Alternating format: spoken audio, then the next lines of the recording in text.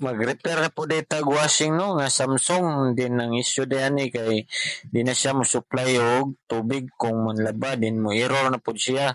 Din nato ni siyang tanggalon ri sa likod kay naadri ang water inlet valve niya din nato i-check kung naay nakabara nga calcium or acid sa tubig. Magamit na tag pliers no para tanggalon ning water inlet valve. Then ang sulod ay anino kay na siya spring din itong tanawon kung wa ba siya na barahan. Then pag human day ani natog taod, ito ni siya butang og oil para dangog kay siya pirmi.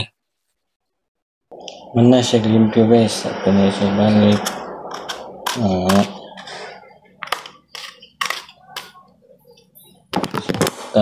Ang gamitan dig pliers no para paghugot ani siya iyaha din pagkahuman ato na itawod ang water inlet valve. Then atong timanan kung asan na to siya gitanggal ato po na to siya ibalik para di ta maglibog din di sad siya magkabali-bali. Then pagkahuman din no sa ikaduhang video ng pagtesting kung okay na bagyod niyang washing mo agas na bagyod iyang tubig. Then salamat kung imo ning gihuman ang video og tan-aw.